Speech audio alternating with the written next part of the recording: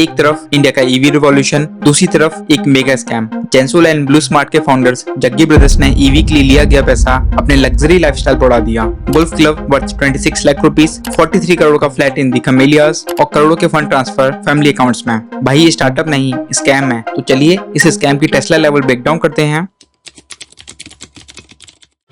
तो कहानी शुरू होती है अनमोल और पुनीत सिंह जग्गी से, दो भाई जो जेंसोल इंजीनियरिंग लिमिटेड और ब्लू स्मार्ट कैब सर्विसेज के प्रमोटर्स हैं। इन दोनों ने एक बड़ा विजन दिखाया, इंडिया के रोड्स को इलेक्ट्रिक बनाना, pollution free transport, clean energy और स्मार्ट मोबिलिटी के सपने के साथ जनवरी 2019 ब्लू स्मार्ट मोबिलिटी का जन्म हुआ गुड़गांव में। फाउंडर्स का मिशन सिंपल था, इंडिया का पहला all electric ride hailing platform बनाना। शुरुआत हुई महिंद्रा के इलेक्ट्रिक कार्स के साथ, फिर आई टाटा मोटर्स जिनके साथ MOU साइन हुआ 10,000 EVs के लिए। चार्जिंग इंफ्रा के लिए टाई अप हुआ जियो, BP और टाटा पावर जैसे बिग प्लेयर्स के साथ। साल 2023 तक ब्लू स्मार्ट के पास 5,000 EVs और 3,900 चार्जिंग पॉइंट्स थे। दिल्ली, NCR, बेंगलुरु और मुंबई से लेकर दुबई तक एक्सपेंशन हो चुका था और annual revenue run rate 400 crore का मार्क क्रॉस कर लिया था। ये सब देखते हुए इन्वेस्टर्स भी खुश थे। Hero MotoCorp, Micromax, Deepika Padukone के ऑफिस और इवन क्रिकेटर MS धोनी के फैमिली ऑफिस ने भी ब्लू स्मार्ट में पैसा लगाया। जुलाई 2024 200 करोड़ रेज करे गए क्लीन एनर्जी फाइनेंसिंग के नाम पे और इसी विजन को स्केल करने के लिए जेंसोल ने प्लान बनाया 6,400 इलेक्ट्रिक व्हीकल्स को खरीदने का, टोटल वर्थ 830 करोड़, जिसमें 80% पैसा आना था government backed loan agencies like IREDA और PFC। बाकी 20% का कंट्रीब्यूशन जेंसोल का मार्जिन था, अपनी तरफ से इक्विटी। प्लान ये था कि ये EVs लीज पर दी जाएंगी ब्लू स्मार्ट को, जहाँ से कंपनी का रेवेन्यू जनरेट होगा। लेकिन जो पैसा EVs के लिए आना था वो गया कहाँ, ये सुन के आप चौंक जाओगे। सेबी के इंटरिम ऑर्डर के अकॉर्डिंग 262 करोड़ का लोन डाइवर्ट कर दिया गया पर्सनल इंटेलिजेंसेस और रिलेटेड पार्टी एंटिटीज में। 43 करोड़ से दी कैमेलियाज अल्ट्रा लग्जरी फ्लैट खरीदा गया। 26 लाख का imported tailor made golf set, 11 crore का ट्रांसफर जग्गी ब्रदर्स की मां और वाइफ्स के अकाउंट में करा गया। यही नहीं, फेक डॉक्यूमेंटेशन के थ्रू इन्होंने IREDA और PFC के डिफॉल्ट को भी क्रेडिट एजेंसी से छुपाया।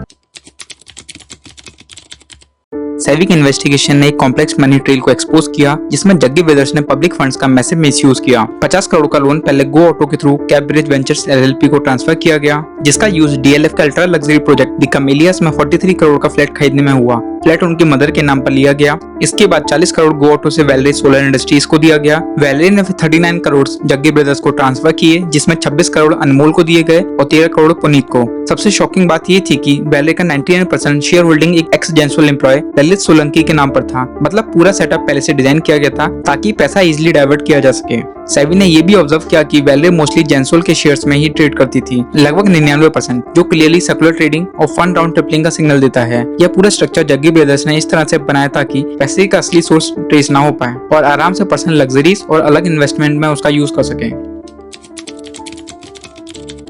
जनवरी 2025 में भारत मोबिलिटी ग्लोबल एक्सपो के दौरान जेंसोल ने क्लेम किया कि उनके पास 30,000 इलेक्ट्रिक व्हीकल्स के प्री ऑर्डर्स हैं। यह अनाउंसमेंट इन्वेस्टर के लिए एक बड़ी खुशखबरी थी, लेकिन सेबी की इन्वेस्टिगेशन ने कुछ और ही सच्चाई दिखाई। जब सेबी ने डॉक्यूमेंट्स की जांच की तो पता चला कि यह प्री ऑर्डर सिर्फ 9 एंटिटीज के साथ किए गए हैं, जो कि नॉन बाइंडिंग मेमोरेंडम है, जिसमें ना तो किसी प्राइस का जिक्र था, ना ही डिलीवरी का शेड्यूल। ये MOU सिर्फ एक एक्सप्रेशन ऑफ विलिंगनेस थे, जो लीगली बाइंडिंग नहीं होते। इसका मतलब जेंसोल के इन्वेस्टर मिसलीड किए गए, उन्हें झूठी उम्मीदें दी और मार्केट में अपनी पोजीशन को आर्टिफिशियली बूस्ट करने की कोशिश की।